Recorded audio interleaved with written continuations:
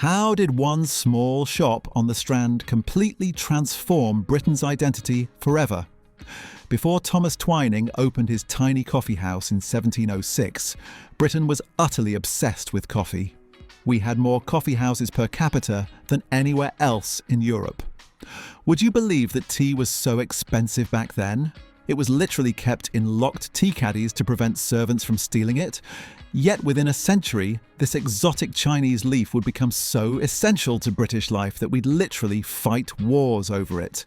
But here's what nobody tells you. The transformation wasn't natural or inevitable.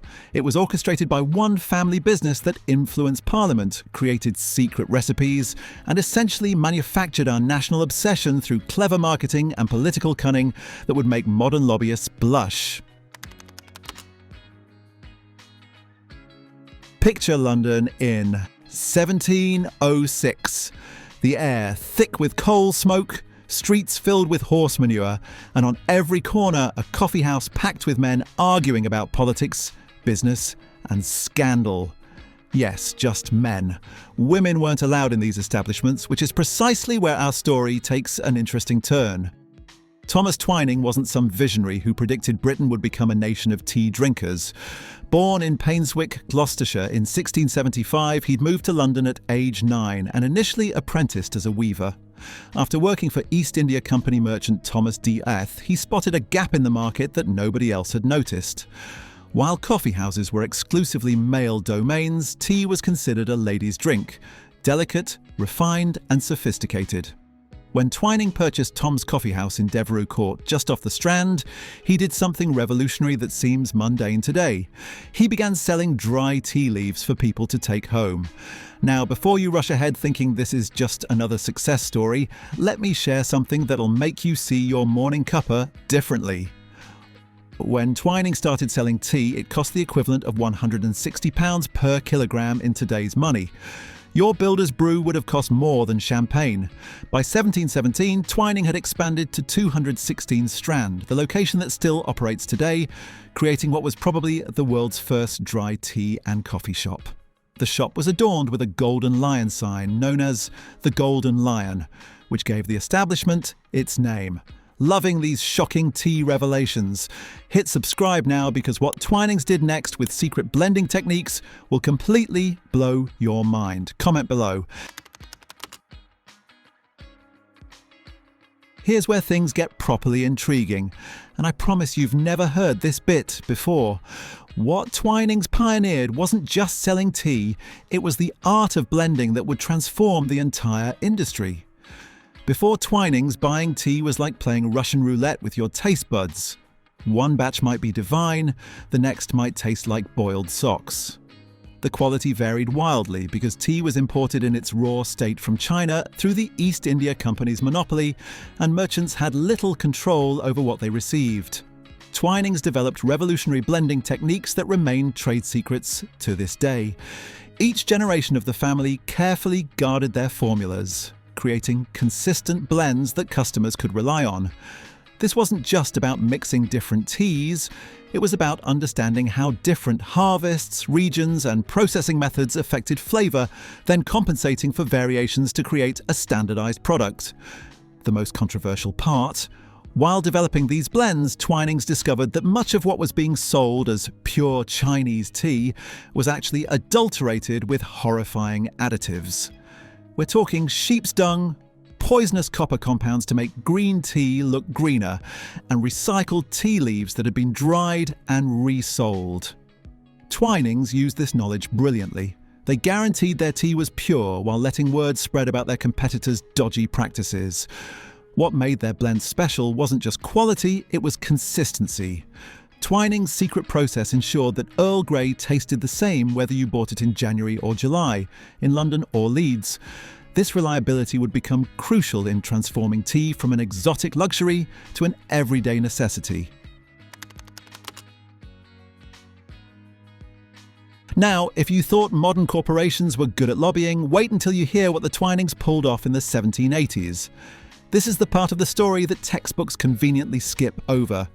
By the 1770s, tea tax in Britain had reached an astronomical 119%. Yes, you read that right. For every pound's worth of tea, you paid over £2 in tax. This created a massive smuggling industry. Historical records suggest that more tea was being smuggled into Britain than was imported legally. Estimates put it at around £7 million smuggled annually versus only £5 million through legal channels. Entire Cornish villages were essentially funded by tea smuggling, and violent gangs controlled the trade. Richard Twining, Thomas's grandson, not son as often misreported, orchestrated one of the most successful lobbying campaigns in British history. As chairman of the London tea dealers, he had regular access to Prime Minister William Pitt the Younger, and he made the most of it. Richard didn't just lobby Parliament, he orchestrated a sophisticated campaign. He provided free samples to MPs' wives, hosted elaborate tea parties for influential society ladies, and funded pamphlets that claimed tea had medicinal properties. One pamphlet, which would be illegal today, claimed tea could cure everything from headaches to what they delicately called female hysteria. The masterstroke came in 1784. Richard Twining personally advised Pitt on what became the Commutation Act, which slashed tea tax from 119% to 12.5%. But here's what they didn't advertise.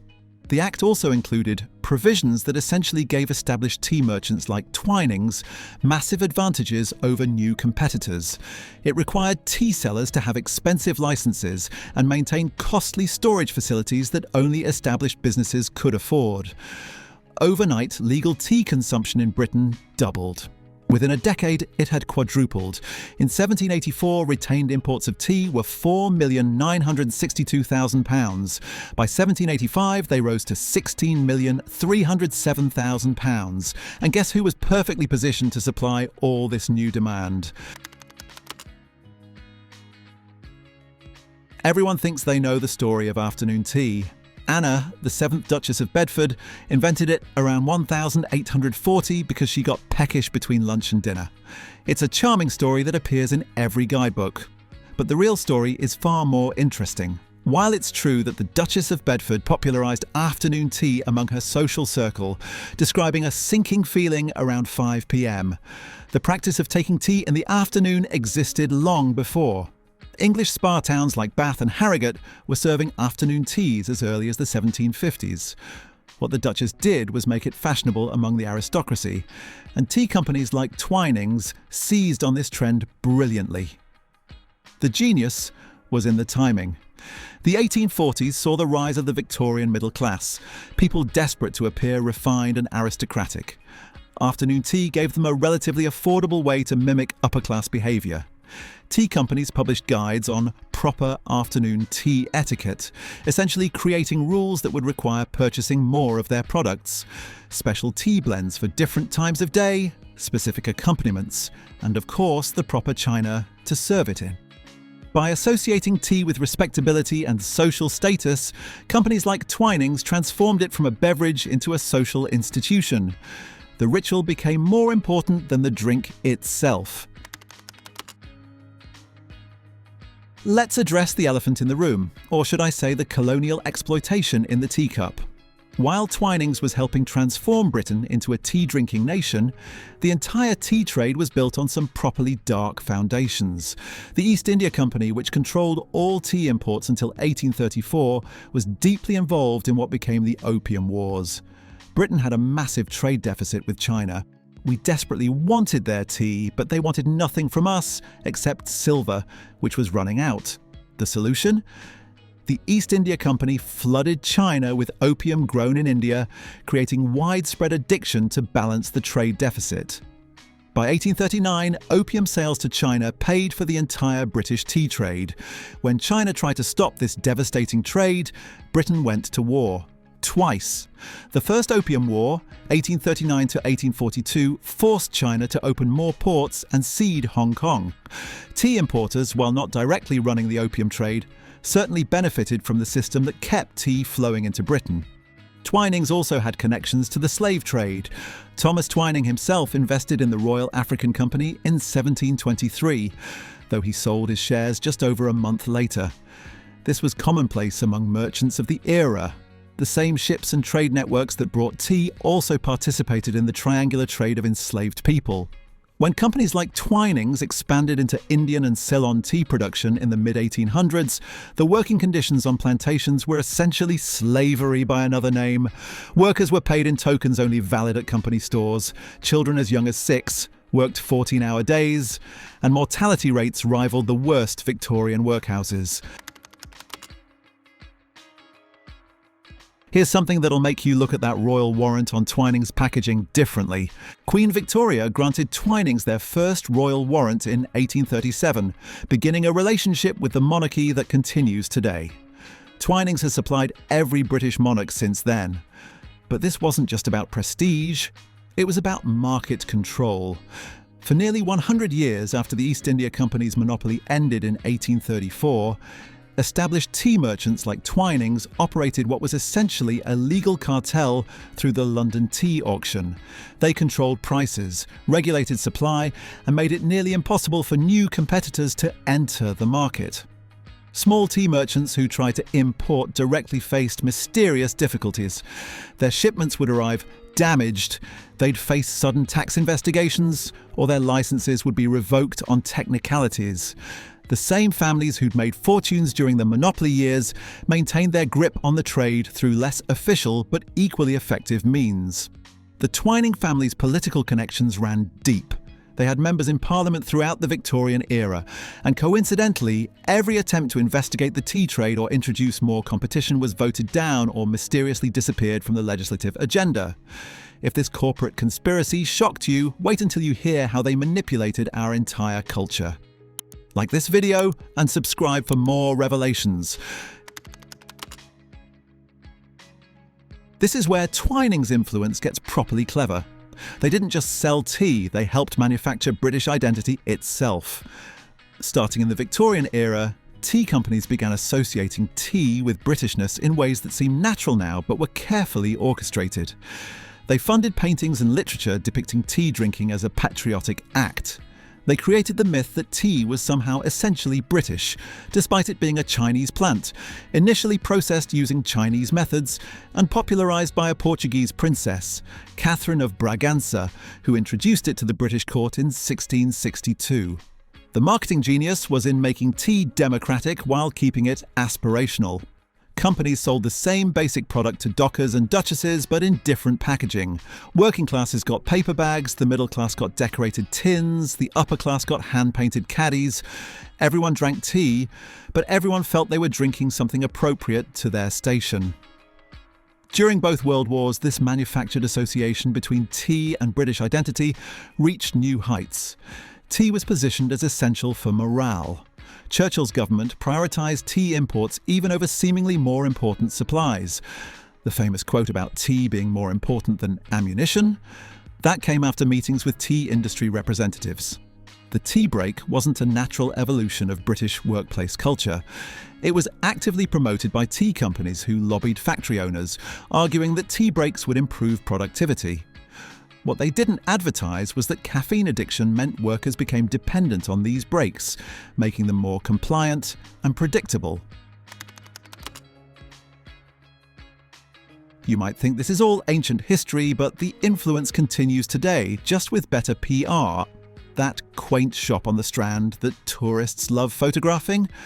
While Twinings has operated from 216 Strand since 1717, the current historic interior was actually redesigned multiple times, most recently with input from period drama set designers to look more authentically historical.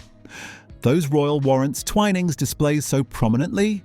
They've held one continuously since 1837, supplying tea to every monarch since Queen Victoria. This relationship isn't just ceremonial, it's a powerful marketing tool that suggests quality and tradition, even as the company is now owned by Associated British Foods, a massive conglomerate. Even more interesting is how Twinings navigates modern ethical concerns. They were quick to offer ethical tea lines when consumer consciousness grew, but investigations have shown these often come from the same plantations as regular tea. They just pay for different certifications for different batches. Here's something that definitely doesn't appear on the packaging: the role of chemical dependency in Britain's tea obsession. Tea contains both caffeine and theanine, a combination that creates a unique form of mild addiction. Regular tea drinkers develop physical dependence, experiencing withdrawal symptoms including headaches, irritability and fatigue when they skip their usual cuppa. This isn't accidental, it's been understood since Victorian times. Different blends are specifically designed to maximise this effect. Breakfast teas have higher caffeine content to create stronger morning dependency. Afternoon blends have just enough caffeine to prevent withdrawal but not disturb sleep, ensuring you'll need that morning fix again. The phrase, "let's have a cup of tea," became the British response to any crisis, from minor inconveniences to major tragedies. This wasn't natural British reserve, and it was programmed behaviour promoted for over 3 centuries as the solution to emotional distress, essentially medicating the nation with a mild stimulant instead of addressing underlying problems. The transformation of Britain into a tea-drinking nation fundamentally altered British society in ways we're only now understanding. Before tea became widespread, British mealtimes were completely different. The main meal was at midday, with a light supper in the evening. Tea, being an appetite suppressant, allowed factories to keep workers at machines longer. The tea break replaced the long lunch, and dinner shifted to evening when workers returned home.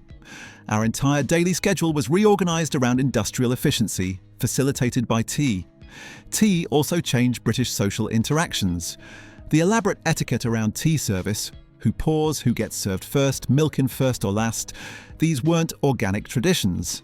They were manufactured distinctions that created social hierarchies and made tea feel more important and ritualistic than it actually was. The emotional culture of Britain was shaped by tea. Offering someone a cup of tea became the default response to any emotional situation, creating a culture where stimulant consumption replaced emotional expression or practical action. So why should you care about something that happened over 300 years ago? Because the Twinings story isn't just history, it's a blueprint for how corporations still manipulate culture today. Every time you hear that something is traditionally British or part of our national identity, ask yourself who profits from that belief. The techniques pioneered in the tea trade, creating artificial scarcity, manufacturing tradition, exploiting mild addiction while claiming health benefits, using political connections to eliminate competition. These remain standard practice in many industries. That cup of tea you're probably drinking while watching this. It's not just a beverage, it's the result of 3 centuries of deliberate cultural engineering, colonial exploitation, and corporate manipulation. Yet somehow it's also become genuinely comforting, genuinely part of who we are as a nation. The fascinating paradox is that something that started as commercial manipulation has become authentic culture. Millions of British people have real, meaningful memories and associations with tea that transcend its commercial origins. We've taken manufactured tradition and made it genuinely ours. Here's the final twist that even Twinings probably didn't see coming. In creating British tea culture, they accidentally created something that transcended their commercial interests. The tea break became a worker's right. Afternoon tea became a moment of peace in industrial chaos. The cuppa with friends became more important than the brand on the packet. Twinings spent 3 centuries trying to control British tea culture, but in the end, British tea culture absorbed and transformed them. They're no longer the puppet masters pulling strings. They're just another player in a game that's become bigger than any single company. Today, Twinings is still successful, still trading, still displaying that royal warrant. But they're no longer the force they once were. The very culture they helped create has democratized beyond their control. We buy whatever tea's on offer, we drink it however we like, and we've made it ours in ways they never intended. The story of how Twinings changed Britain forever isn't just about tea. It's about how commercial interests shape national identity, how exploitation becomes tradition, and how people ultimately take corporate products and transform them into genuine culture.